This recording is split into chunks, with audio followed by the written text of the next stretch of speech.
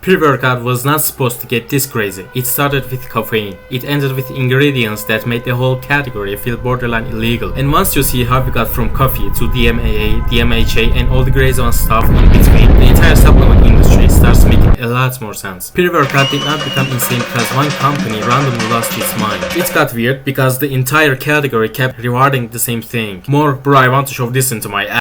But the real question is this: how pre-workout went from basic caffeine and pump marketing to the DMAA era, the DMHA era, and the legal gray zone arms race that made the whole category more Escobar-like. Because the history of pre-workout is not really the history of gym powder. It's the history of what happens when an industry realizes that effective sells, but feels insane sells faster because people's brains are rotted. So let's rewind a bit. Before modern pre-workout became its own neon-colored religion, people still wanted the same basic thing they want now: more energy, more focus, a better workout than the one they were about to have naturally, so they did cocaine, which honestly is not a crazy request. So the early answer was pretty simple: coffee, caffeine pills, fat burners, general stimulant, heavy stuff that wasn't necessarily sold as the big separate pre-workout experience. And that's important, because at first the goal was mostly functional: wake up, train harder, maybe sweat more, feel more locked in. Nothing about that is especially weird. But then the supplement industry did what it always does. It realized that helping your workout is good, but making you feel like something dramatic is happening, that's better, much better. This is where modern pre-workout really starts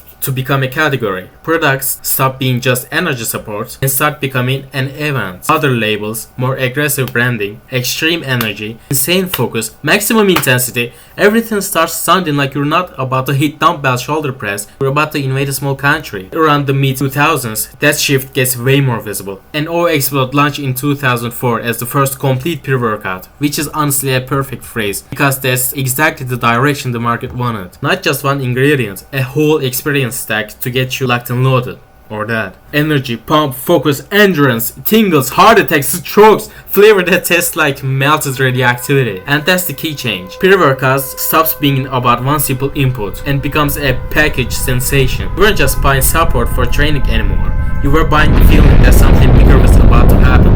And once that becomes the game, the incentives get weird immediately. Because if the product category is now competing on how intense it feels, then the brands that feel stronger get remembered faster. This is also where the category gets really good at mixing actual performance ingredients with what I can only describe as theatrical cues. You've got caffeine for obvious reasons. You've got nitric oxide and pump marketing everywhere. You've got beta-alanine giving people that classic "my face is itchy, therefore science is happening" sensation. And you've got labels engineered to make the whole thing feel like a lab experiment that escaped containment. Now, to be fair, not all of this was fake. Some ingredients had legitimate performance logic behind them. But the category as a whole was learning something much more important. People do not buy just results, they buy signals. Signals that the product is strong, signals that it's working, signals that they are now entering Mr. Beast mode, which is still one of the funniest phrases the fitness industry ever got away with. And once the market learns to reward signals, you get a problem. Because the easiest way to win is no longer making the best formula, it becomes make the most memorable feeling. And that is exactly the kind of incentive structure that eventually produces a DMAA era.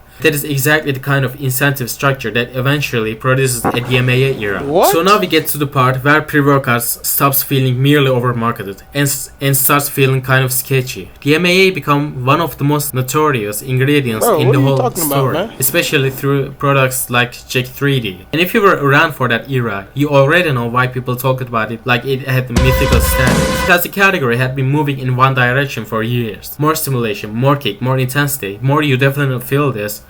The MAA fit that era perfectly, because it hit the exact nerve what casual addicts wanted. That's supercharged, aggressive, unmistakable pre-workout feel. This is the part where pre-workout really starts to blur the line between sports supplement and why does this feel like a loophole. And once you hit that zone, regulation eventually catches up. Here's some nerd shit. FDA says it began issuing warning letters over DMAA in 2012. And in 2013, it administratively detained two DMAA products, Oxy Elite Pro and Jack 3D, aka the legend for gym-obsessed meth addicts, after efforts at voluntary compliance failed. Which is kind of the perfect symbolic moment for this entire category. Because by that point, the issue wasn't just one spicy ingredient. It was the fact that pre-workout had evolved into a market where the strongest feeling product often had the biggest cultural advantage. So that's why I made my own pre-workout that mixes with and gives you an incredible... And that's a dangerous game. Because once your audience learns to chase intensity, normal formulas start looking weak. And this is the part a lot of people get wrong. They treat the MAA like the entire story. It isn't. The MAA is the most famous chapter because it's dramatic and easy to summarize, but the deeper story is the market logic underneath it. Because when one ingredient gets pushed out, the demand does not magically disappear. The audience still wants something that feels powerful, brands still want differentiation, retailers still want hype, everyone still wants the magic top. So the category keeps searching. Enter the replacement era, the gray zone era, the okay, if not that, then what feels kinda like that era. And that's where ingredients like DMHA start showing up in the conversation. Again, same broad pattern. A product category still chasing a hard to ignore sensation, still trying to sell more than support, still trying to sell an experience. And FDA's position now is that supplements containing DMHA are adulterated. It says DMHA is not a lawful dietary ingredient and is an unsafe food additive, which again proves a larger point. The problem was never just one bad guy ingredient. The problem was the category's incentive to keep finding the next thing that felt a little stronger, a little crazier, a little more memorable than the last thing. Now compared to that era, mainstream pre-workout today is a lot more familiar. Caffeine, beta-alanine, creatine sometimes, focus ingredients, pump ingredients. Nothing about that is automatically crazy, but marketing DNA never really changed. That's the funny part. You have the laugh here, by the way. The labels are still screaming. The flavors still sound radioactive. The copy still implies your warm-up is about to become a near-death spiritual event. Because pre-workout as a category learned long ago that utility is not enough. You have to sell anticipation. You have to sell identity. You have to sell the feeling that your workout is no longer a workout. It's a launch sequence. And honestly, that's why this category is so interesting. Because it's not uniquely evil. It's just unusually honest about what modern supplement marketing does.